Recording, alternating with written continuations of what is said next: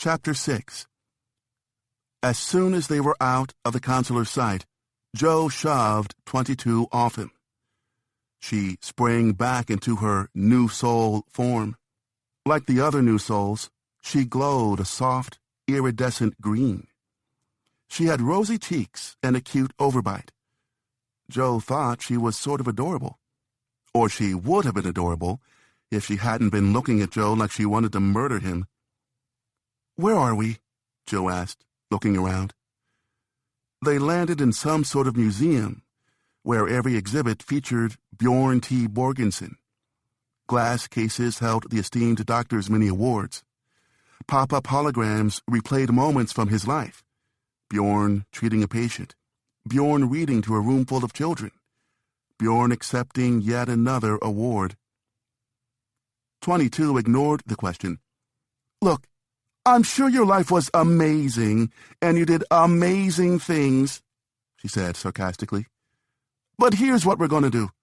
We're going to stand here in silence for a little bit. Then we go back out, you say you tried, and I go back to not living my non-life. And you go to the great beyond." Joe held up his hands. "No, look, it's not going to work anyway," 22 interrupted. "I've had thousands of mentors. I already know everything about Earth, and I don't want anything to do with it."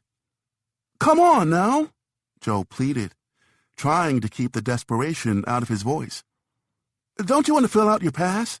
Earth has so much to offer." 22 shrugged. "I'm comfortable here. I have my routine.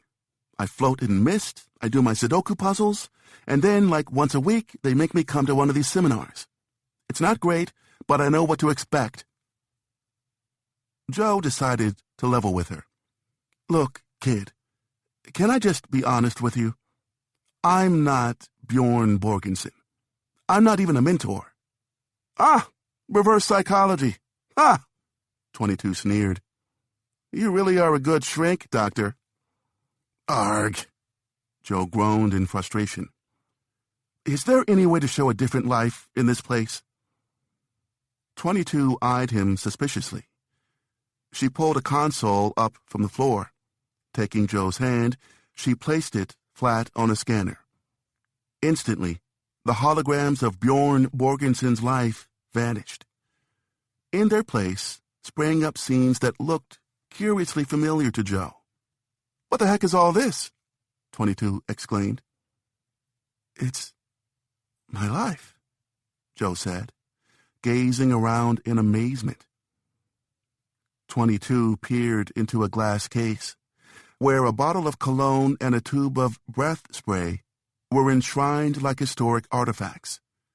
The placard read, 1984, the year I discovered girls. Joe paused at a photo. In the picture, a teenage Joe stood awkwardly at a keyboard with 3 teen rappers posed next to him. "Cedric's rap group?" Joe said, cringing. "Man, who curated this exhibit?" 22 chuckled. "You did."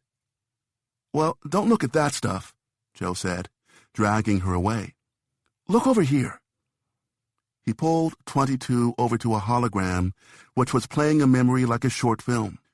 They watched Joe's father, Ray Gardner, drag a 12-year-old Joe into a jazz club. "I don't want to go," young Joe protested. "I don't like jazz. Black improvisational music is one of our great contributions to American culture," Ray lectured his son. "At least give it a chance, Joey."